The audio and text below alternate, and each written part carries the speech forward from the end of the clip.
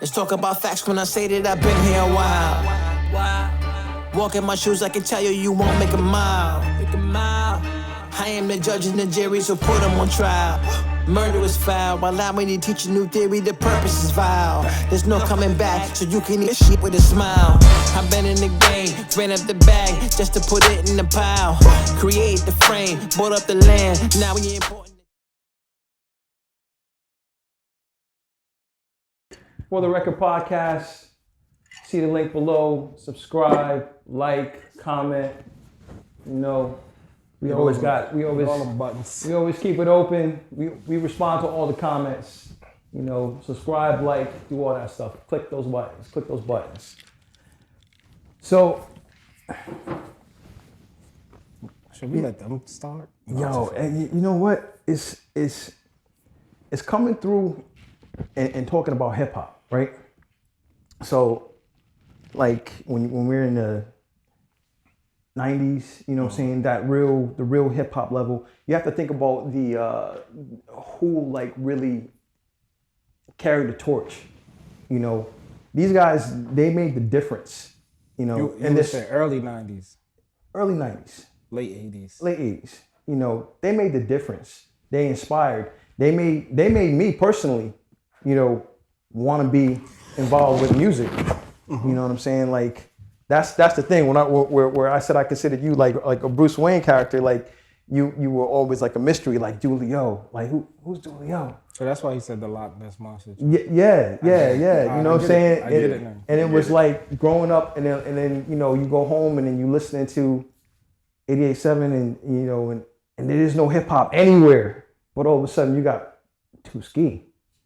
You know what I'm saying? And then when you put the Toot Skee Dooley-O connection, and he's playing him, you know, Let me tell you something. I like what you said about Dooley, because you Superman. Don't get it twisted. Dooley. So wait. What was it? Was it Superman and which one did you? What did Bruce you? Wayne. I had said Bruce Wayne and Bruce Wayne and Clark Kent, but then Dooley brought up the fact of Marvel DC. Yeah. You know what I'm saying? Which made a lot of sense also. I'm not a big Marvel, bro. You saying Bruce Wayne, but you said Batman and who Bruce else? Wayne is Batman. Bruce Wayne is Batman. Yeah. Clark Kent is Superman. now you know. Now you know. Now you know that. Dooley. Yeah. Let me tell you something.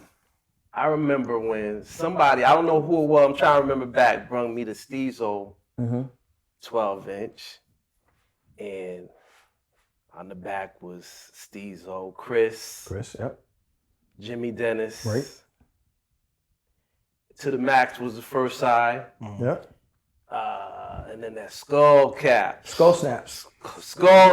On the back. And everybody knew Dooley was responsible for that, but he wasn't on the back. Now, I didn't know at first. I'm playing, you know, they bringing it down to me, yo, Toot, we need to play. I'm playing this. But the streets was calling. The phone. Yo, where Dooley at? Dooley, I'm looking at the album. No, it's only 3 people. Dooley. So I want the story. I know y'all gonna interview me, but I came for the dude. I want to know about the story. Oh, you There's a coming to couple get some stories shit that's for the gonna come out record? of that. Yeah, for the record. I'm coming for this. There's a couple stories that's gonna come out of that. Now pause for a second. Yo, we gonna sit back Because I want to know. Listen, you can't interview us. You can't interview us on our show, but you can't interview each other for the record. Listen, he know I want that. All right, That's the story. I think you forgetting something though. I miss you over here, Kyle. I think you forget when we came and played you those demo tapes. That's right. It was you and I believe Larry, because you and Larry was on the radio. Yeah. Me and Larry rest his soul. Yeah. We came up there with the demo tape. I came up there with Watch My Moves. Watch my moves. I remember Right, that. first with the skull snaps. Do you remember? That was one of my favorite joints. I came with Watch My Moves, and Steezo came with 2 other songs. He came with Talking Sense and Crazy Noise. Okay. And then you asked Steezo before he had his record deal. This is one thing that was incredible about Steezo. Bless his soul, let him rest in peace. Absolutely. One thing that was incredible about Steezo, if he said it's going to happen, it will happen. And if you paused, he's moving forward. Facts. You know what I'm saying? Yeah. That's who he was. He told him, Toot said, yo, so you got a record deal, Steve? He said, yeah, because Steve came off tour with EPMD. Yep. And that time we linked up, went in the studio, unlinked up, and still went back in the studio. Different. So you said, Steve, you got a record deal?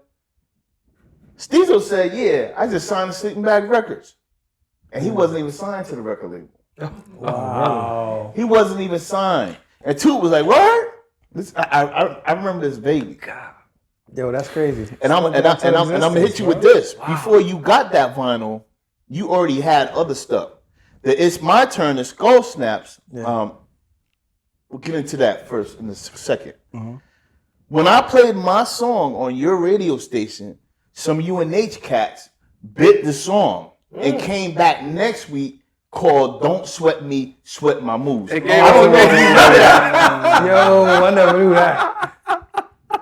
And still to this day, these dudes are online. If you go on YouTube, they be like, yo, Dooley got it from us. Nah. Really? Nah. Yeah. Wow. And the scary part about them, and all respect to those dudes. I ain't gonna, diss them nothing like that. I'm just telling you my story, my fact. Yeah. That's what we here for. Yeah, exactly. That's what we here for. Exactly. I ran up to the radio station, and matter of fact, I don't even know if you was there. Maybe Larry was hosting the show that night, and I'm unsure about if you were there or not. Right.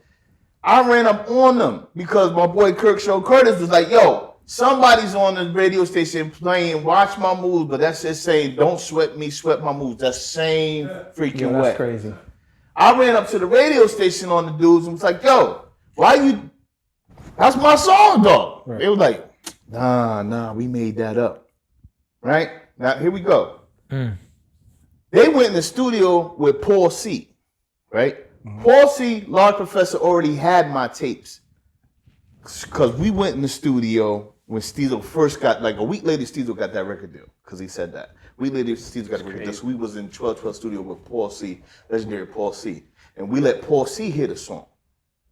So Paul C re-looped that song for those dudes. What? Wow. Is that the story? That's the story. Yo, that's crazy. Facts. Go to YouTube, look up Don't Sweat Me, Sweat My Moves, produced by Paul C. And you'll hear the same song the same way I did it. But only thing that was scary about it for me is that their uncle was this dude called DNA. Remember DNA Records? Mm-hmm. Yeah. That was their uncle. So that record was about to come out. And somehow See, let me tell you something. got it. Let me tell you a good point that he just said. Remember DNA Records. See, when I was on the station, we're talking about 1985. Right. We got, record labels sent records to you.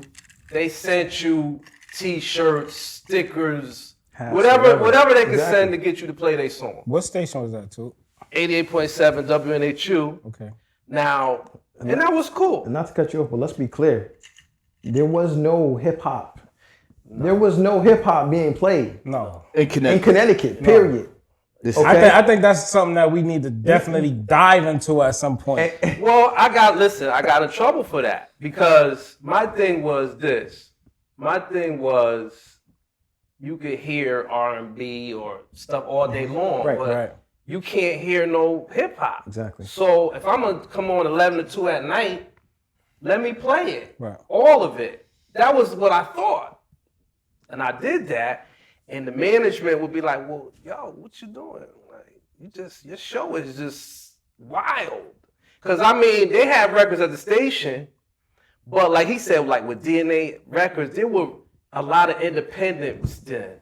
So I would go to different stores, the underground shits, and get the underground, you ain't never heard this before. Right. That was my thing. That's what I love. So I did that. And I was getting in trouble. I'm telling you, don't have no guests down. Because I'm having somebody down. I'm sneaking them down. Don't have no guests. Yo, your show's wild. It's wild. Yo, security just called. It's crazy. Yo, there's a bag full of letters from jail from you for shout out. Yo, we can't. What are you doing? But I'm young. I'm 18. I don't care. I'm high on camera for the record. All of that. I don't care. This is hip hop. This is the culture. Bro. I ain't got no shoestrings on. Right. You know what I mean? Yeah. We raw. This is what it is. So that was my mentality. And they bringing demos up. That's what I wanted. People bring up, yo, play this. I want to be first. Let me play this. Let me ask you this and that. So that was the atmosphere. That was. So what? So quick question. Were you a student at UNH? Right. That's what I was about to ask. To have the radio station show? Okay, let me how give did you you that. get the radio? Let me give you that. What were their expectations when you got both? How did you get there, and what were their expectations? This is something that you wanted for a while. This is okay. I read the book. You read the book. I read the book, bro. Wait, what book? Am I missing a book? We'll get to that. We'll get to that. We're gonna get to that. We'll get to that. Look at We're gonna get to that. Listen, I'm happy. I'm happy. Come on, let's go because I haven't sat down with this man in years. Let's go. So my thing was, I really wanted to go down south to college. That was my thing. But I was kind of wild, and my parents was like, yo, no. I went to UNH. I always wanted to be on the station anyway. So I said, okay, I'm going to take classes, but I didn't want to do any more school. So I took radio class, TV class, whatever it was. Right. I ain't take no English, no nothing. I was wild in college. Nigga had a line of 11. I was wild, right. All of that. Nothing. So, give me Jim twice on my schedule. I'm gonna take Jim. So they had a radio meeting, and you had to take a test with what you read. You had to take a test, and I wasn't ready to take no test. And I heard Money Moses on the radio one night talking. I said, this dude, he up there before me, and this is my dream. Yeah. So I said, yo, I'm getting on. And when I got on, I'm listening. Yo, this is Toot, and yo, it's gonna be on after that. So I was a student, but they kicked me out after 4 semesters because they're like, look, dude. You radio 1, radio 2, radio 3, radio 4. Each semester you doing this. You can't do this.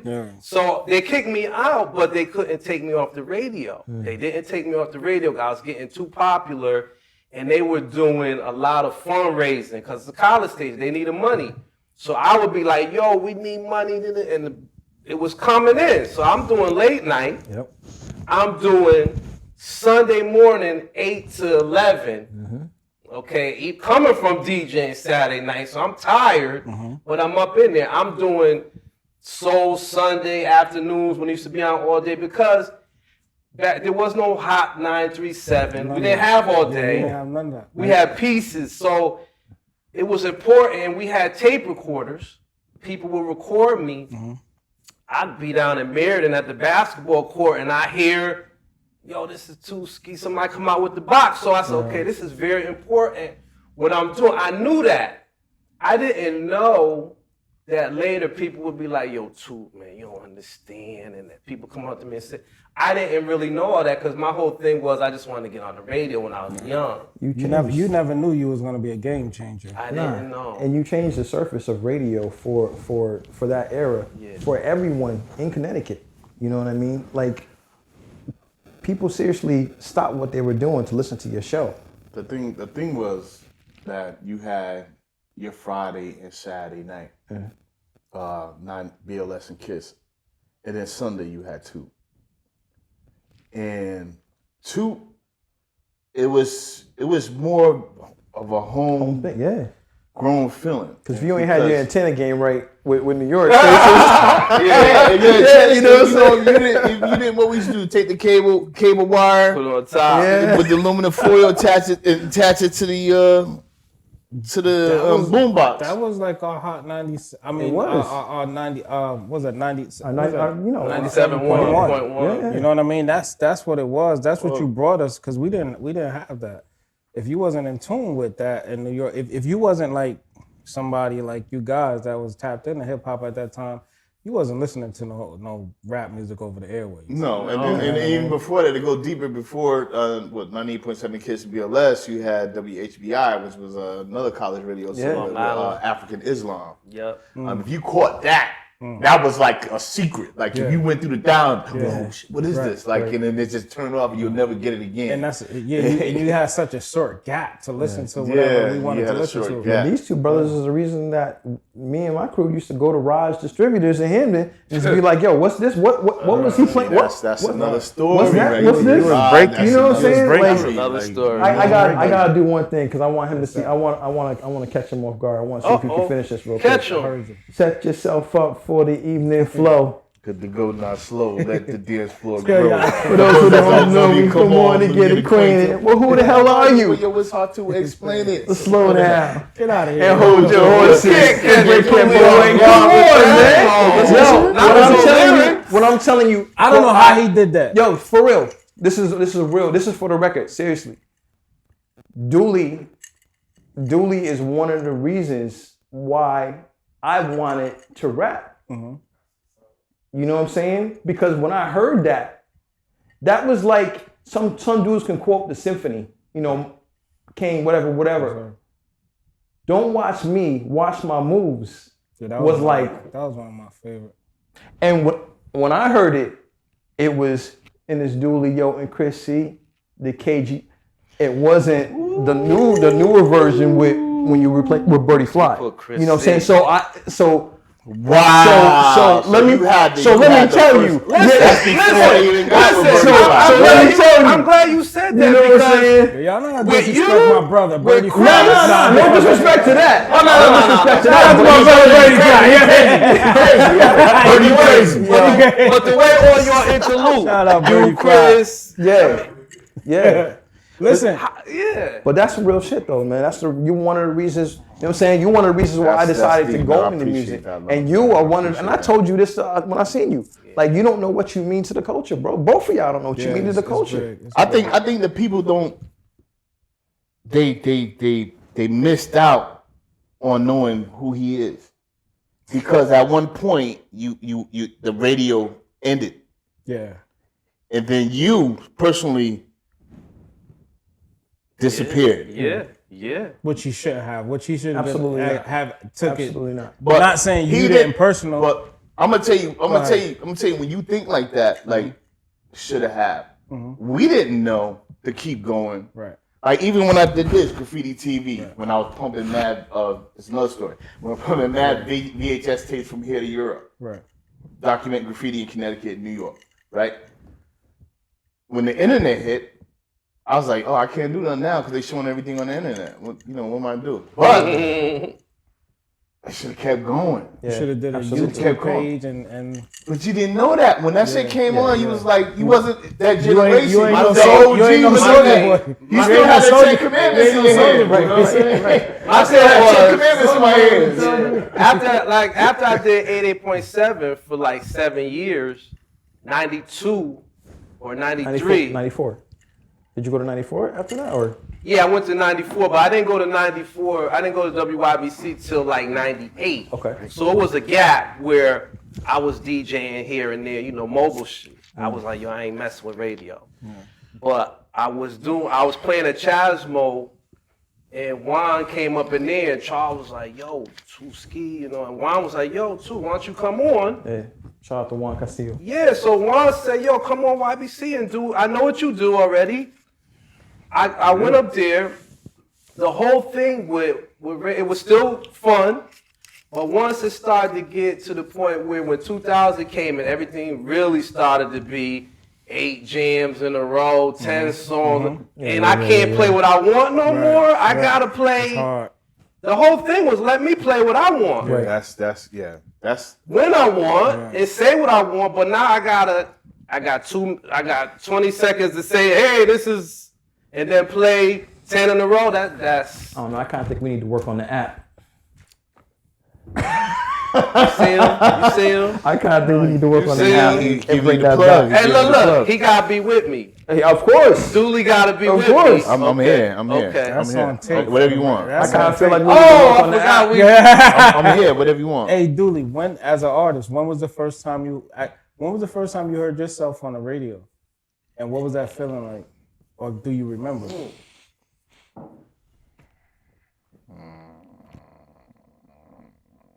That's a good how question. far That's you a go good back. question. Yeah. On the radio? Can you recall hearing yourself on 80, 88? Yeah. I know he remember that. Okay, what I'm was glad that you like? brought it to there. Yeah, I mean, in between whenever, like, future-wise. But the first time I heard myself on the radio was, like, just being in the car, maybe even with my mom, because I probably was, like, 18 still, whatever, 17, whatever. And listening to, he played a record. Then Fields and Cody had the tape on a bell. I used to walk through K5 to my friend's house at the time, or going maybe to go see Birdie. And seeing Arnold Bell walking by, don't watch me. Watch what? That's crazy. That's me. That's A crazy. dude driving around in the Maximum, in the front of the Maximum called To The Max, and he riding around New Haven playing Steezo songs To The Max. Yeah. Because when I heard Steezo songs, it was still my songs too, because most of the sound came from me. Yeah. Me and Chris Lowe, and we had the records. We got the records from Miss Brown house, which was Cody and Lil Rob, Sean and them grandmother.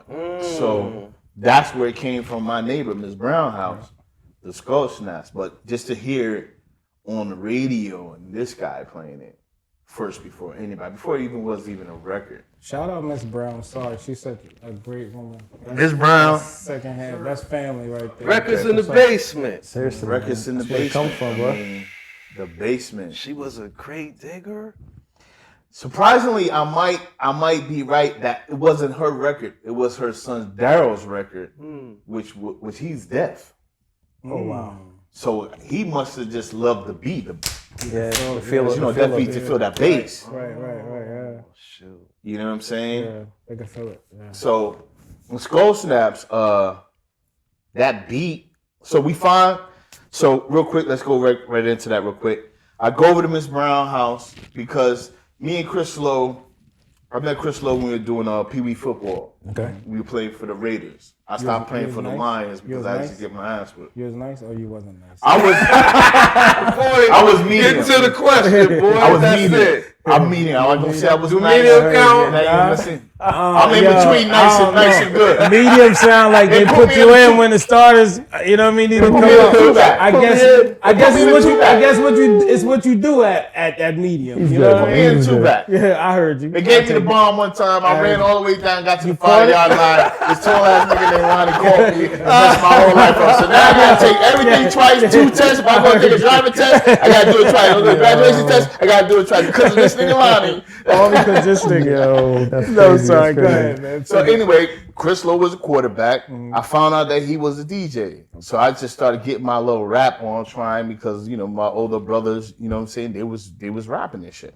So I got with Chris Lowe. We made this song called Posse Killer, and we made another song called KGB 1 2 3. And then we end up being together. But as we was going together, old school DJ Skee was schooling us on records. And Skeet was like, yo, you gotta get these records. These got some good beats on it. And so we started figuring out, well, you know, we had the street beat collection and looking at the names on the back of the records. And it was like the street beats, for those that don't know, Ultimate Breaks and Beats, you used to get like all the breakdancing records, like, you know, Johnny the Fox, or, you know, and a whole bunch of other like crazy when people that just start breaking off, you know what I'm saying? Super disco breaks and all Disco them breaks things, and stuff like that. So we started looking at the names, and it was just like, okay, well, there's got to be other people than this. Let's start asking around, like, who got records? And then, you know, we started asking neighbors and everybody. You know, people still have records in their house, and they wasn't doing nothing with them. Asked Miss Brown. We went to her basement. She had a suitcase full of 45s with this crazy records in there. A suitcase full of 45s that had like some heavy shit in there. Like nowadays, you still can't find some of the 45s. Where that suitcase? I don't know. That suitcase is worth a mill right now. They disappeared that Chris out. So we took the records back, and me and Chris were listening to them. We heard the Skull Snaps. I was like, yo, that's kind of slick. That's Skull Snaps. And then we heard something else, which is special. the guitar riff in the Watch My Moves record. It's the Ike Tina Turner Bold Soul System. I was like, yo, Chris, put that together with that, because Chris was nice with the pause tape. If y'all remember how to pause tape, it's like the tape would go around. You're like, good times. You wait, do, ch, and pause it. Yeah. And then when you go back, bring the record back, and go then you hit the pause button. Good times. Once again. And some dudes used to be like, good time. Yo, that used to take hours. Hours. I used to do that too. But Chris Lowe was nice with that. And then he ended up producing the whole thing. You know what I'm saying? Shouts to Chris. Chris ended up producing the whole Watch My Moves record. Like, you know what I mean? I told him what to do, but he produced it. He put it together. Right. So, and that's how Watch My Moves came about. So on to moving forward than that, let's bring that to how Steezo got it. You know what I mean? Honestly, this is still maybe a possible mystery to me. Even to you. Even to me, like, how does Steve actually get it? But I think that, matter of fact, Steve does say that in the video when I'm thinking now. He says, yeah, I told Chris Lowe to bring that record up to the studio. And so Chris Lowe brought the record up there and he put it to the Atomic Dog. Steve let me hear that record before he released it. He said, yo, man, I had to use the beat. And we sitting in my room, I said, what the fuck you talking about? You gotta use beat. What beat you talking about? He said, Skull Sounds. I'm like, oh, here we go. Right? So Steve played it. I said, okay. That's a hit. Yeah, he did it justice. He did it. I said, that's a hit. He sped it up faster. Yeah. And I said, it's a little different. And being as cocky as I was back then, I was like, I'm not worried about it because I like my shit better. But this shit is dope. I ain't gonna front. Right. But I said to him, Steve, why you leave that beginning open? Don't do that. We don't never leave the beginning open on a record because other rappers will take that piece, especially back then, and make another record. And a lot of rappers got it from Steezo. And then they figured out, what's that beat? Oh, Skull Snaps. People start talking. Because there was no internet back then. See, it's just talk. The mystery of Skull Snaps. Yeah, I didn't hear anybody before you guys have it. And they should have because they were snatching up break beats like crazy. Yeah. But it wasn't on a breakbeat volume. Everybody was getting the breakbeat volumes and James Brown. Right. But nobody was really taking it to other levels. It was a few, don't get me wrong. It was a few, like, you know what I'm saying? Like, I give Large Professor a lot of props. The stuff he was on that first Main Source album, the stuff he, him and Q-Tip, Q-Tip introduced me to jazz. You feel me? Yeah. So it's just like, these two dudes, like, they're way beyond. Large Professor, man. Way ahead. Listen, man. He just don't get the credit. I mean, people will say, yo, he nice, but listen, man. When I first imagine looking, the front door joint is like, what is the front door? That was crazy. What is this? And you gotta understand, like, all of this is new and it's all brewing. This is like something. Now, I'm glad you said that. This is something like, and like I'm everybody. Gonna tell you something. On that little agenda that you sent me. Yeah. He said a good point. This is all new. What I'm doing is new. So when people say, what do you think about the current state of hip hop? It's not really new. Nothing's new to them. It's all basically. That's why they can't get to where we got to because I call it a rewash. Was so new. My cousin Kevin, he was a little older than me. He'd be going up to the Bronx. He'd leave school, come back with check this Cold Crush Brothers tape. Cold Crush Brothers, right? All them old rappers that beat 2 turntables and live, they don't have that today. Yeah, nah. We had that. Nah. It was essence. Look at battle rap now. Battle rap is just straight stand-up poetry. You throw a beat on, most of these dudes would not rap on that beat. Yeah, any beat you throw on, they would not rap on it. You put an ill beat on with an OG rapper, somebody classic, he'll get right on it like that. Yeah. You can listen to a Kane record and don't say the words and just jump right in it whenever a part comes in. As soon as you walk in on it. Yeah, I know. And that's one of the problems why so many different battle rappers can't make that transition over to actually making records. Like what Dooley was doing was making records at that point in time. Even with you. Yeah. Cole Sess. Oh God. You know? Doing their homework up Let's talk about that. Let's talk about that. How did you feel? Hold on, I'm sorry. Yeah, no, go ahead. Take it over, bro. When Red Alert started playing your record. Ooh. I never got that. Oh. I never got the Red Alert playing my record. Only 2 people in Connecticut got that. Him, Toot, Skee, and Czar, right? Czar, yeah. Czar MC. Czar MC. And Steezo. Red Alert played their record nonstop, and Red Alert still play his record. You gotta understand, Toot was DJing. Toot was It's a lot. doing. Toot was in the group. How Couple he get to play groups. that record? What You group tell me Because that. let What me group tell were you you in? something. It was we had Toot, Skee, and his RMC back then, and it wasn't like I wanted to be a group. What happened was, like he said, them New York stations, Teddy Ted and them, all these little DJs had college stations. Also too. They would call us and say, "Listen, we got songs. Could you play our songs on your station? And whatever you got, send it to us." Right. Oh, so Money Mo's like, "Yo, let's make some music then. Make some music. Oh, we go up there, get interviewed, play the record." So we sent records out to stations. Red Alert, he heard the A side, whatever it was. He was like, "This is whack. What is this?" And Money said, "Well, flip it over." Yeah. And he heard, and he was hooked. That And next beat- you know, people is calling me, "Yo, Red is playing your Joe, record." that beat still today is the illest beat. Sly I've heard. Stone. Cole Sess was a problem. That part that goes. Yeah. What did he produce that on? Real quick. Money was The- good. EPS. EPS. With Second- discs. Okay. Second question. crazy. Okay, he did it on EPS. Second question. That was y'all label. Yeah. See, they was pressing their own records. And what year was that? Back then. What year was that? 89. 89. Wow. Back then. Why you ain't telling me to press my record in 89? Listen. Listen. No, we want to ask for the record. Well, For the record. Because I'm mad You're about right. that. You're right. You're right. I'm mad about You're that. right. I've always been mad about that. but And that ain't the only record he came out with. These dudes had, let me tell you, these West Indian cats. Yo, he mad about it. Let's get it. Let's go.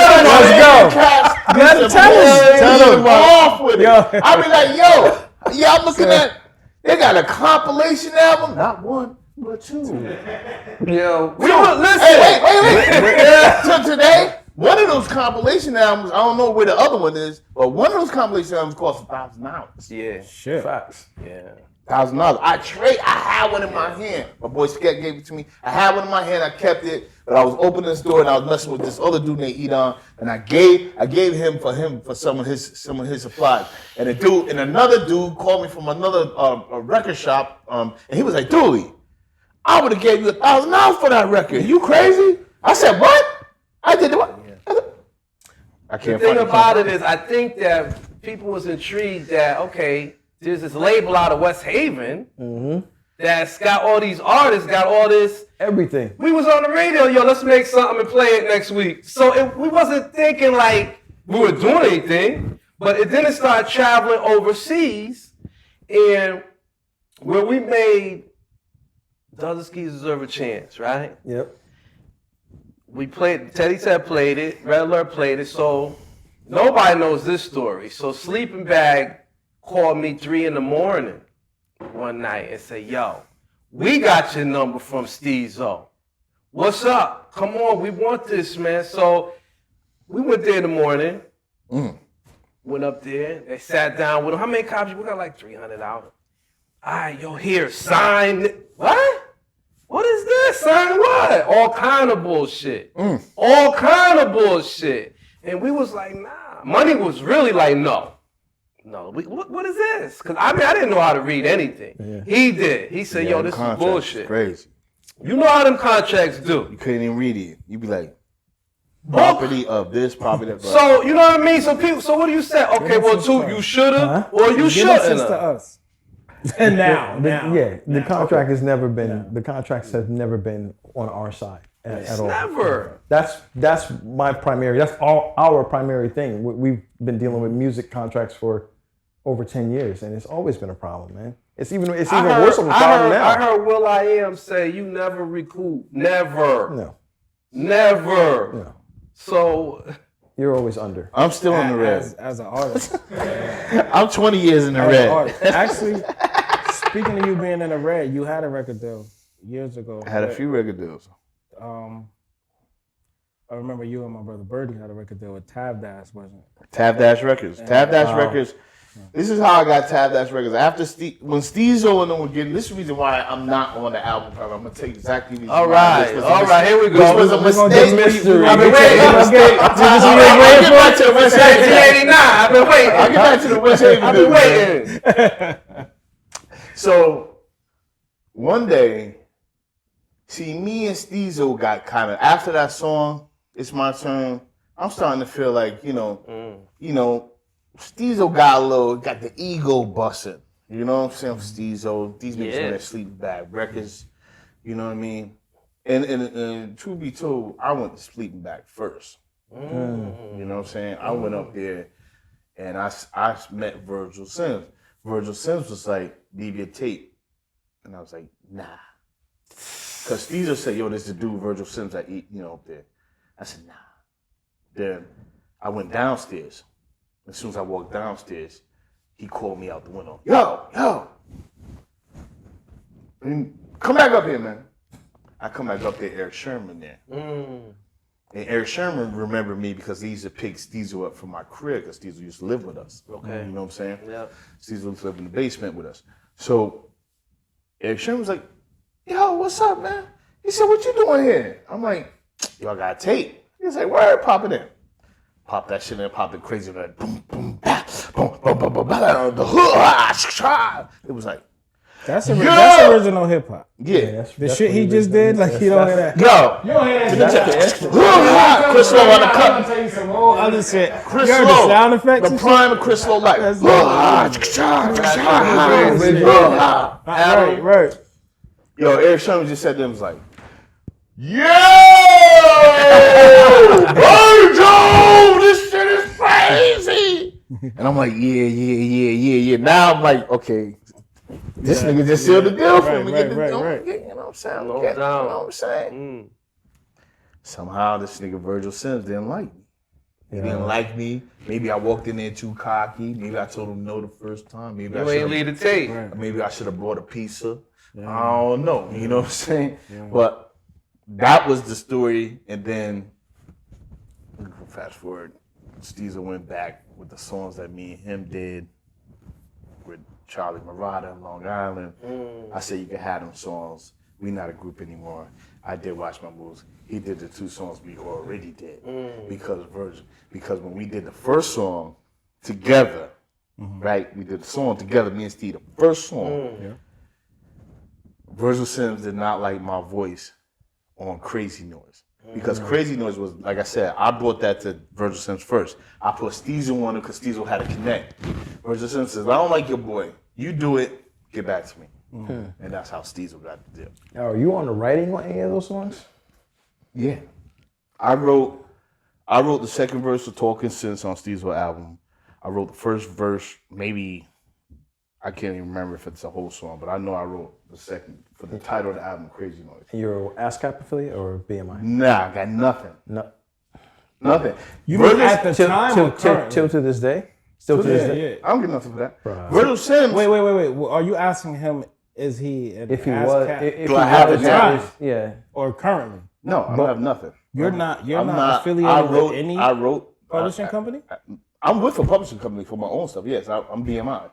Okay, Yeah, that's so what he was he's saying. BMI. That's what I got BMI, but if you asking me about what No, I he wrote was asking where on you the were Steezo BMI album. ASCAP. Right. No. Yeah, I was on the Steezo album where you weren't with anybody at that point in time. Wait, where does Jimmy Dennis fall into this? Jimmy. Y'all remember Jimmy? Yeah. Yes. Y'all gotta get Jimmy up here. Yo, they did an eye look, so I don't know what that meant. Nah, I What just you mean? Jimmy. Okay. No, they did an eye we thing. always look at we. we were talking about getting Jimmy too. You gotta understand. You gotta understand. Before Jimmy Dennis, it was DJ Splash. Yeah. But the problem with Splash, with the record Splash. company saw, Splash came up there too glittery. Meaning that Splash had big chains. You know, Splash was getting money. He had all the chains on. They was intimidated by, Splash. Splash dark skin. You know, he getting bread, money, looking like, Nino Brown. You know what I'm saying? They was intimidated by The Splash. crazy thing is that's what the labels want now. Right. You know what I'm saying? Now, He's a liability then. now what happened, what I do believe, and Jim will correct me when he probably get up on the stage, but I do believe Jim, that. it ain't hate, brother. We love you. Of course. love Jim know that. It's this for the record. Jim. It's not talking about. We give everybody the platform to talk about their story. So if it offends anybody along them telling their story, like it is what it is. We're not talking about nobody. So what I get out of it, what I got out of it, what I know out of it is that Splash was too drug dealish looking, right. and Jim happened to be with Steve and was like, "Yo, what's up with your man right there?"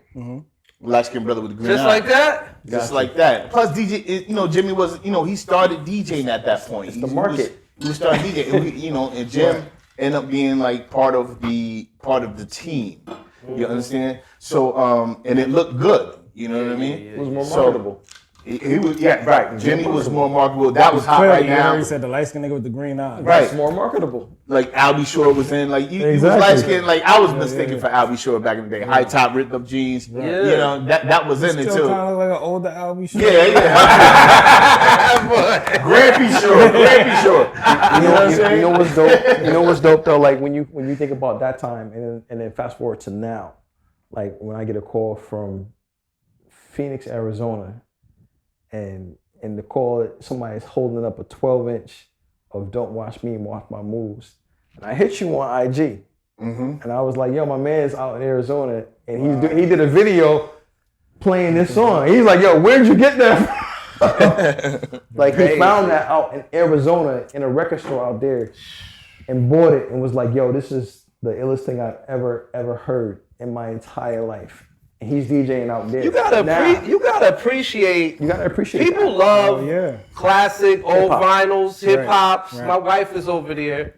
She still will dig up something from 1971. We got vinyls coming in the mail. Right. You know Because it's what I not mean? even. It's not that era is now considered lo-fi. Yeah. So it's just they just rebranded it. Yeah. So that's why I'm asking again. I'm waiting for the app.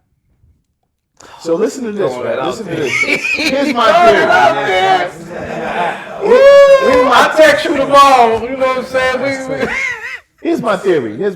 Do that. So if the internet shuts down, and everybody who's got all their music on their phones, and you can't stream no more, what do you think people want to do for music?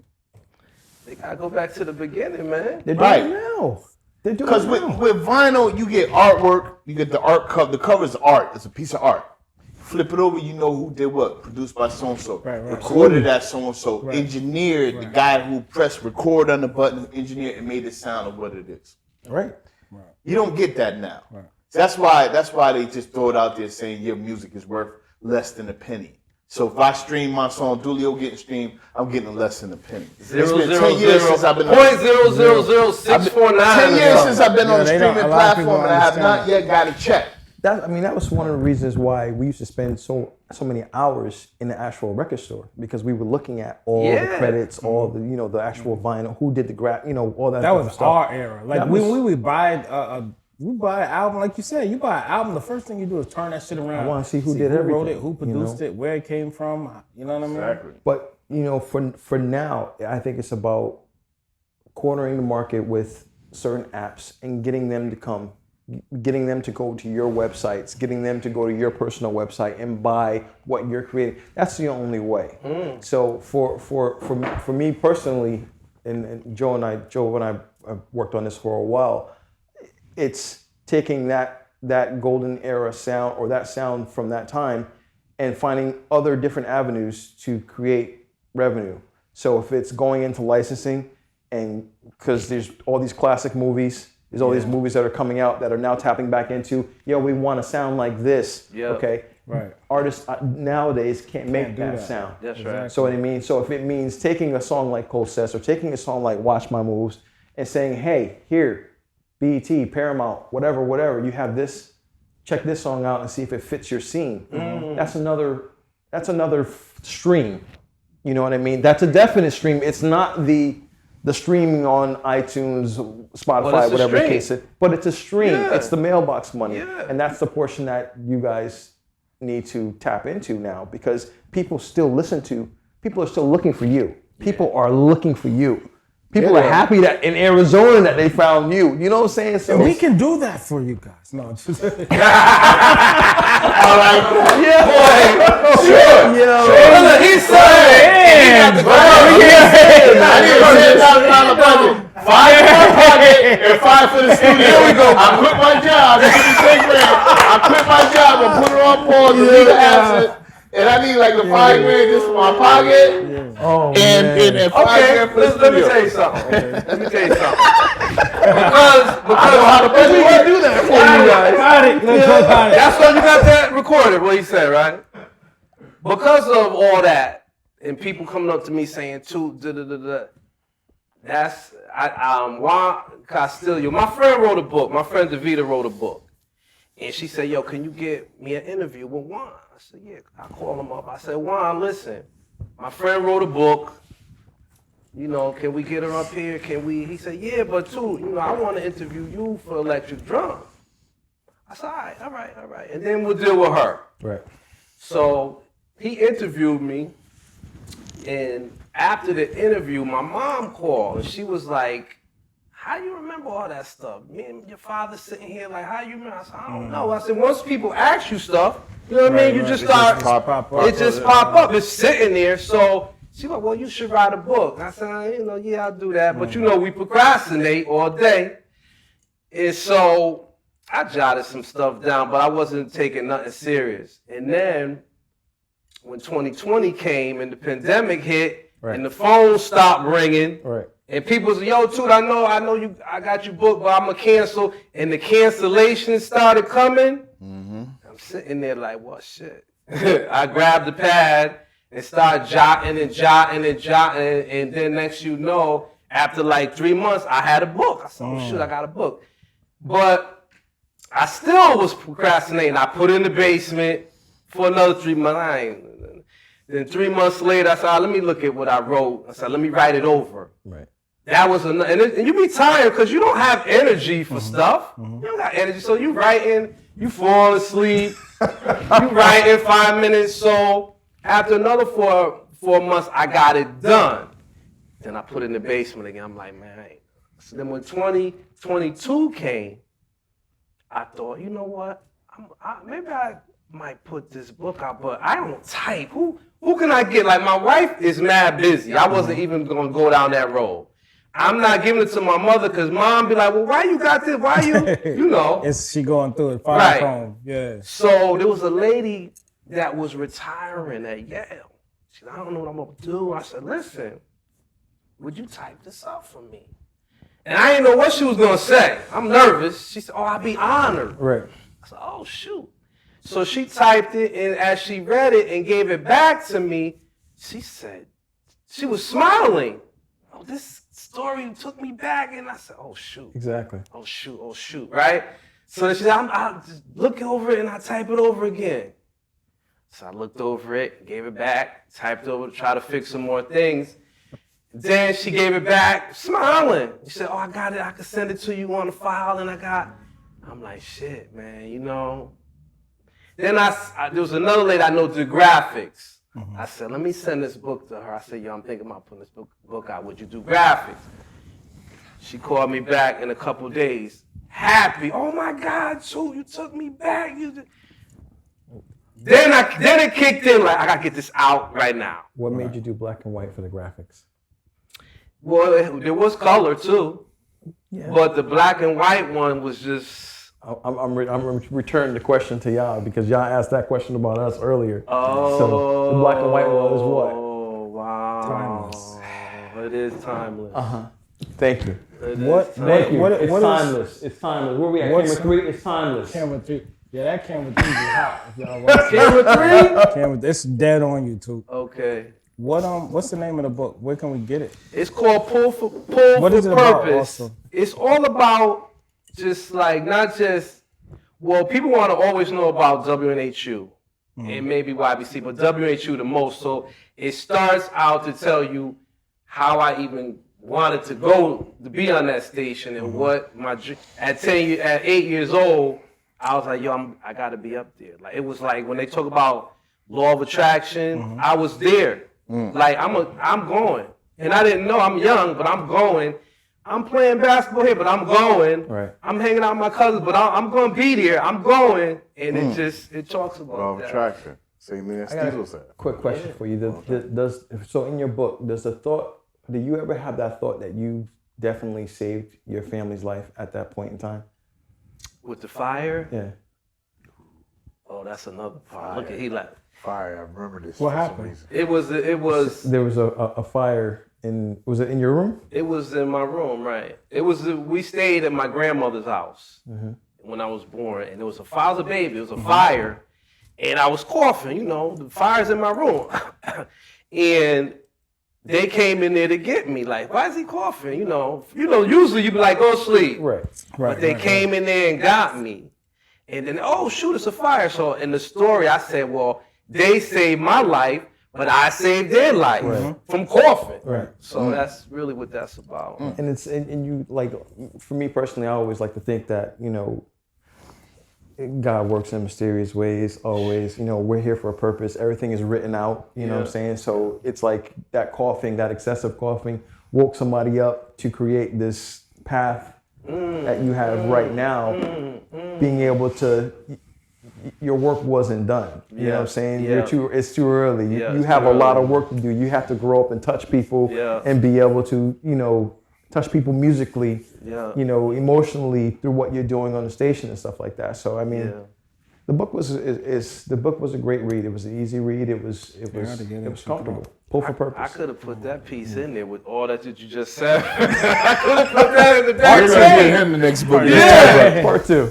Hey. Part two's coming. We're gonna work on that. We're gonna work on that. The hip hop, the culture, and Dooley, I want to get into you with I know you know hip hop is bigger than just rap music. It's the culture, and I know you're a big artist, man. Like, you know, I love art. We try to connect on art a few times. Not saying try like we haven't, but we just haven't reached. You know what I mean? Sorry to cut you off. He sent me a message by accident. Gil Scott Heron. I do want that if you didn't sell it. So I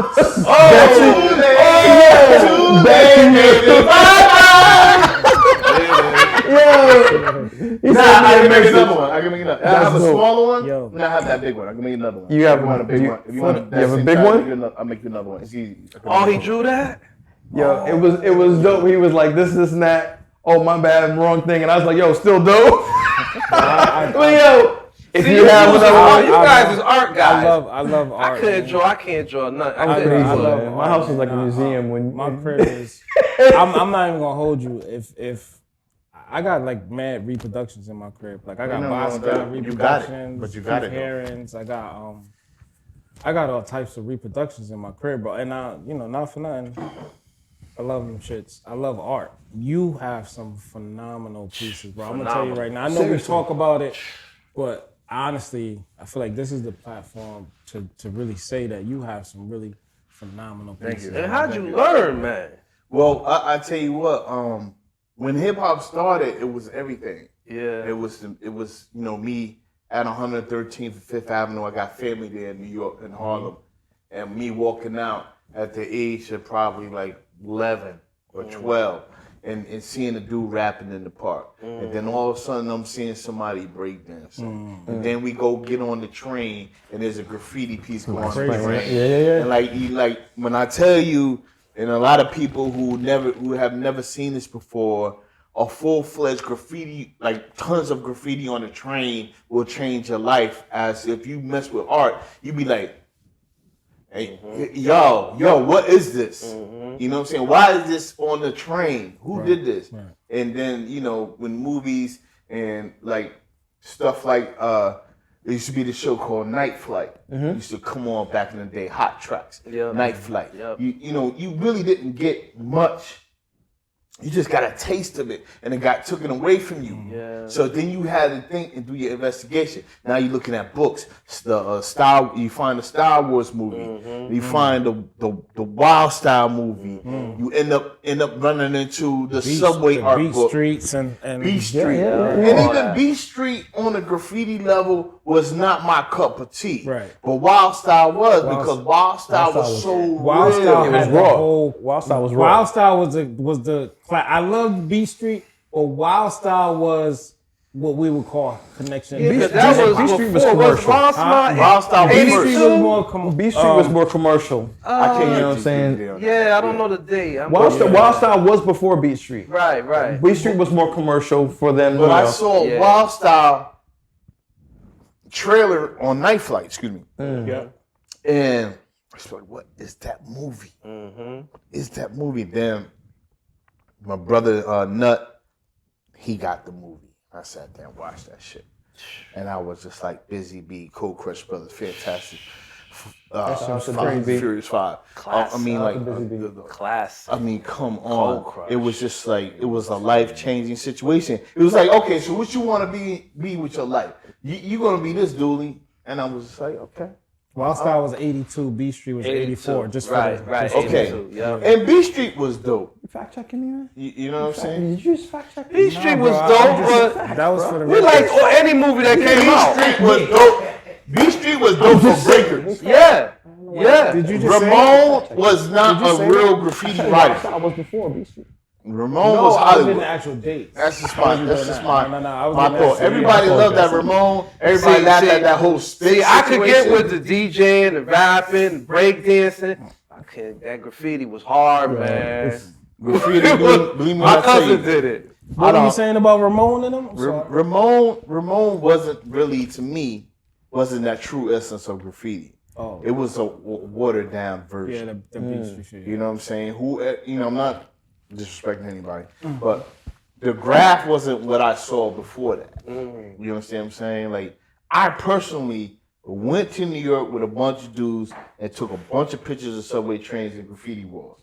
Then the next week, I went by myself because in the movie Warriors, they say, let's meet at 96th Street station because all the trains meet there. went I there? went to 96th Street station by myself with 20 rows of After you watch Warriors, after I watched Warriors, I said I'm going to New York. That was that movie. Because at one point the two That's line, gotta be 79. two line, Warriors? the two line and the Warriors five was 77?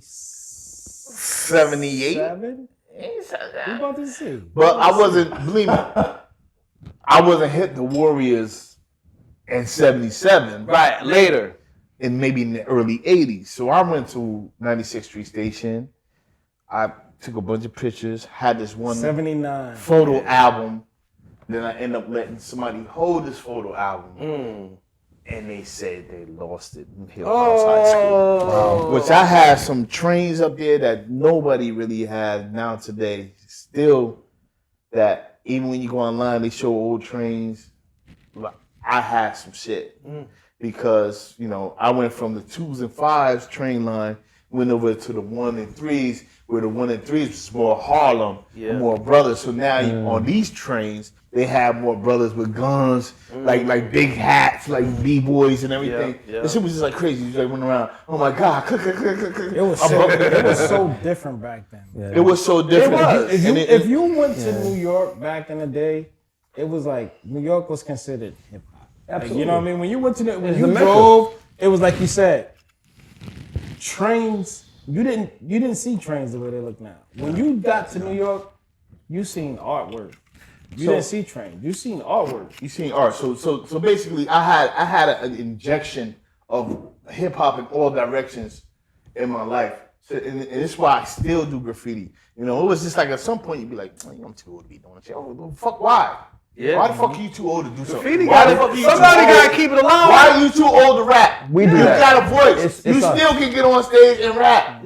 But we do that. You know what I'm saying? Because if you, I don't care what anybody says, you still can get on stage. If you got a voice, you still can get on stage and do what the fuck you want to do. Them rock and roll dudes, YouTube, that nigga like 90 some odd years old, he's still on tour. And we as black folks saying, you too old to rap. Fuck that. but look at like dudes that. like, Rolling Stones. Well, Charlie Wilson. You know what I'm saying? Perfect. Like, Charlie still Wilson. got it. Exactly. How come he come out with hit? I said that the other day to my wife. I said, yo, This dude Charlie, man. I just seen him for the first time. Did I tell you? You seen Charlie Wilson for the first time? I found my baby with Snoop Dogg. And no, he's still grown. He making music that grown Charlie folks sounds like he's a smooth. he sounds like the record. Listen, ain't nobody gonna go longer than Ronald Isley. He way ahead of everybody. Isley, same thing. But it's the same thing. But with hip hop, we're or old school, whatever. But you should still be doing it. You should be doing it. You just did it. Mechanism. I released the Mechanism. The Mechanism was sitting on my floor for 15 years. I'm looking at this reel to reel of me, GBO, Doc Terra, Shout out to GBO. Sean Rhythm, and Bob White. He passed away. Bob White. GBO just Bob White. I think he just. It's all the stream. You type in the Mechanism or type in Dooley-O, you'll get all that. What year did y'all make that? We made that in '94. Bob White. Sponsored. I seen Sean Rhythm Sponsored last by summer. Oh my God. Mustafa and his boy from Fresh Ones. Mustafa. They paid for that studio session.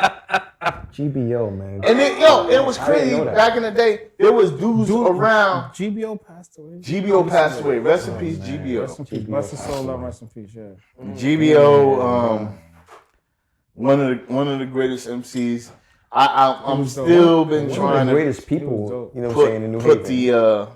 put the GBO documentary together, like a little 5-minute segment on who GBO was.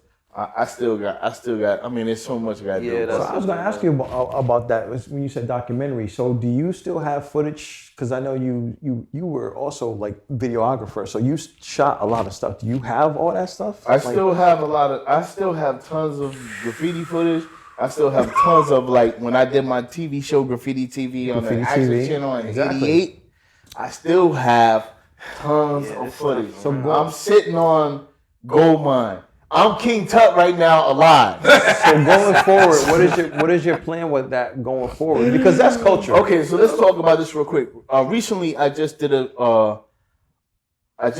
sold some footage to a Showtime show called Rolling Thunder. You gonna piss them off. He didn't know. If you look up Rolling Thunder, there's a section. Look, you There's a talk section. He ain't tell us though, too. Listen. Rolling Thunder, peace to my man, Roger Gassman. Rolling Thunder is a Roger, call me. I want to know who the music supervisor is. Dooley, you ain't know. Tell Dooley. Roger Peoples called me. Okay, me and Roger kind of go back because he used to do this magazine called While You're Sleeping, and I did Graffiti TV. So when I did Graffiti TV, I used to advertise in the magazine. This is how I got famous on the graffiti level, because I used to advertise in graffiti magazines. And back then, you didn't have the internet, so you had the graffiti magazine stores, the graffiti little hip hop shops, but had a graffiti magazine. Let me get the magazine, let me get the While You're Sleeping, let me get this. and you would see what motherfuckers was doing in Kentucky, Germany, in France and stuff like that, and then you would take it home, either bite it or do what you do, right, or collect it. So Roger called me, his peoples called me and said, "Do you got any footage of?" Because they did a freight train documentary, and this movie on Showtime is called Rolling Thunder. Okay, and then to know that my scene was the only scene that had a circle, like the footage. I filmed it in a circle, so you see the guys like this old guy talking about, I'm going to, these kids want to go in the train yards, and they show my footage going in the train yards. And believe me when I tell you, Roger paid me pretty good. He paid me pretty decent. Well, how long is the scene? Shout out to Roger. This shit was only 7 seconds. As long as he got the bag. It's 7 seconds. It's plenty footage for you. He got the bag. He wanted to give me something early. Listen, he wanted to give me a certain number. I pushed it a little bit. I said, "Yo, tell Roger I got kids with a Z." Tell him to call. You got a bag. You should have told him to call us. My question would have been, who's the music supervisor, and can we put "Don't Watch Me" or "Headbangers" behind that scene? They're working on more videos and more films. But what I said, I got tons of footage. They gotta call you. I'm just saying. I got GBO in the Tribe rapping. Wow. With Mark Love and Mike Daddy in the background. That's crazy. I got dudes getting arrested in front of my house on Liberty Street on video. I had the camera out at every given moment. When I saw Reese and Justice and Underground News, and I went to Reese and Justice like, "Yo, I want to do what you're doing. It was like, yo, just do your own thing. We You gotta get with them. They got a lot of footage too. They don't got no more footage. Come on. They lost it all. Race, I love you, Devin. You know it. Hey, y'all lost the storage facility. Listen. Camera 3. Camera 3. Don't you lose this footage. It's on camera 1. What year is this? That's number 1. 2022. Number 1 I like right now. I'm gonna be looking for this footage in 10 years. Don't lose this footage. That's number 1. Do not lose everything you do. That was a problem. I took my master album, the fat reel, the fat joint, and I threw it in the trash. I got tired of hip hop. I threw it in the trash, but I kept the singles. I kept the single reels, and I kept the dat. And my brother Nuts said, "Yo, pick that up." I said, "Nah, that shit's trash. I'm done with fucking this rap shit." No, you're not. Listen, No, we. I mean, I don't know how y'all gone. own And I had songs that were gone. Because we used to have dats. Mellow I don't know B. what y'all use now. It's just music. Shout out to Mellow B. Had Mellow B songs. Bless his soul. Now it's just Come on. It's emails, bro. We just put it on. Yeah, that's it. It's all there in the email. Motherfuckers It's is in the putting clouds and shit. songs together You and they're doing nothing with You them. get a chance to check out the site. Yeah. I looked at the website. I looked at everything. The magazine site. I was on it. Look at all this Shout out stuff. Compulsive Magazine. Shout out Compulsive Magazine. That's Y'all- where the record started. yo, Definitely, that's where it started. Check the You know what I'm columns. saying? I watched all the. I watched the Pep. Like I told you, I watched Pep's interview. Pep, what up? Camera 3, camera 1. Pep gave me money one time. I'm not mad at you. Pep in the man. Listen, Scott X. It was was Scott that? X old group. Bring it up. He didn't bring it up. what was The the Imperial 3 MCs. Let's hear that story. You Scott. ain't tell you I want to Dex. We're gonna get I you need back them and tapes. yeah, I need we're them gonna talk tapes, about Dex. that. Scott, you in 2 hours. You could have brought it up. Right. You got another hour to go? So We got flicks. So you know, so from where I come from, you know what I'm saying? Again, I'm here because of you. Facts. All right. I'm here because of Reggie Reg, Joey D. Speak on that. White Flash. White Flash, okay. Wait. Skinny Boys. Let's speak on Reggie Reg and Joey D a little bit. Oh my God. Listen to No, hold on. Let's not forget Superior Zam. Superior Zam. Because Zam told me one time, Dooley, don't forget me. Zam. Zam will say that. Zam. I love, listen. And that's DJ All Night's father. What you do currently, that needs to be heard on a broader level. You know what I'm saying? So like, what I'm not joking when I say, yo, what about the app? Because people need to hear you. Honey.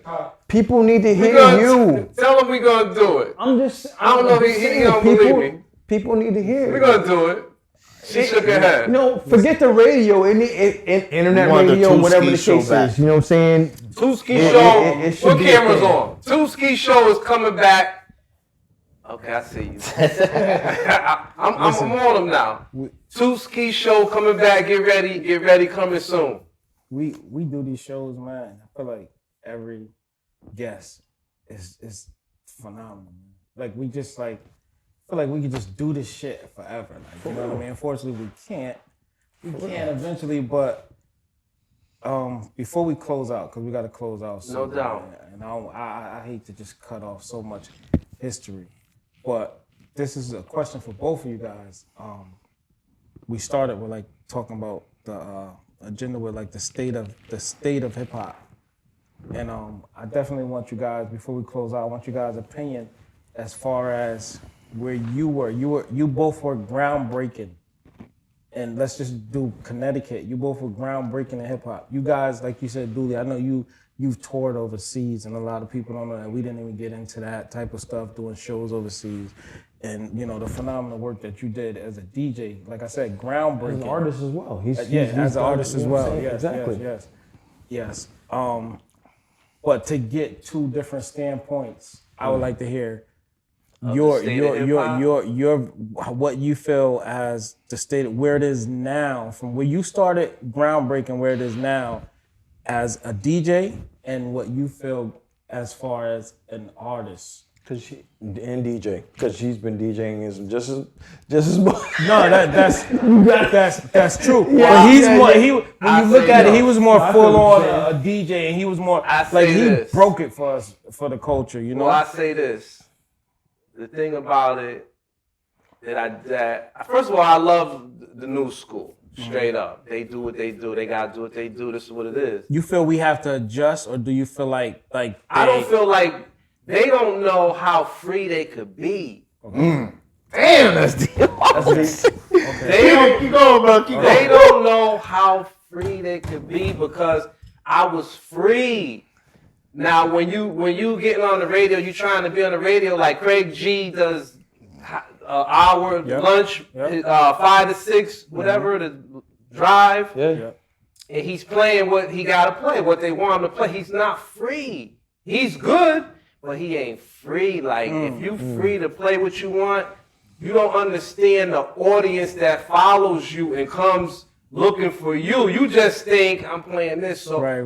They play what you want and watch them come to you. That's a whole nother show, bro. No, that's what I'm saying. They will come That's to what you. I'm saying.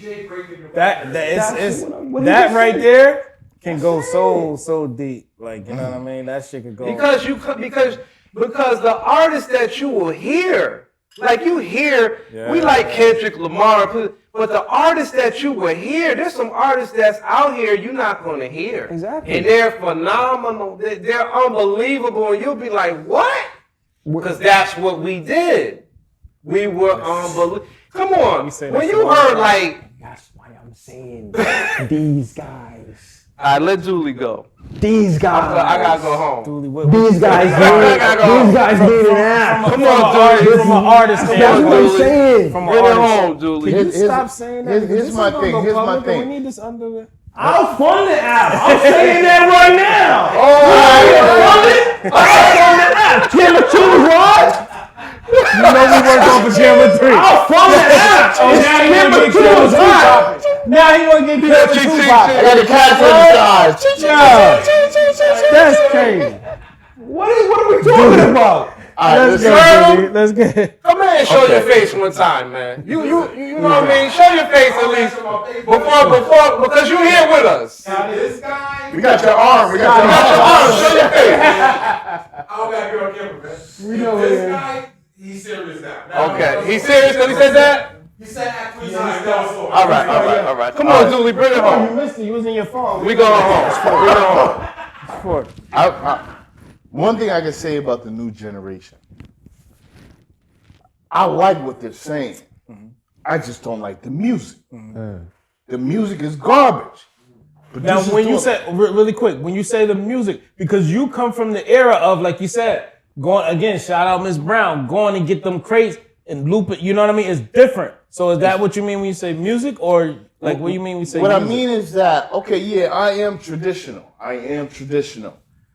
But you're not making shit that moves me on the dance floor. Okay. You're making shit that make me want to kill somebody. Okay. Oh, wait, hold on. Take his drink. No. Take his drink away. I'm sitting here driving in my car. We listening to Roddy Ricch, Box. That's on Box. Right. And I'm just like, boo, turn that shit off. She's like, why? I said, because, we got 2 girls in the back of the car, 2 babies, and this nigga on radio talking about sucking dick. I mean, like, not sucking dick, but somebody sucking his dick. Most of the song is about him. And she's like, what? I said, listen, you know what I'm saying? I said, listen what he's saying. And most people, the music is so, listen, the music, the crazy part about it, the music is melodic, right? Right. So it's Meaning that there's this thing called binary beats. Binary beats is pulses that'll get you engaged. It's catchy. It's very catchy. And you will not understand what he's saying, but you're engaged for some reason. Right. But don't get me wrong. I love what they're saying. I'm glad he said that.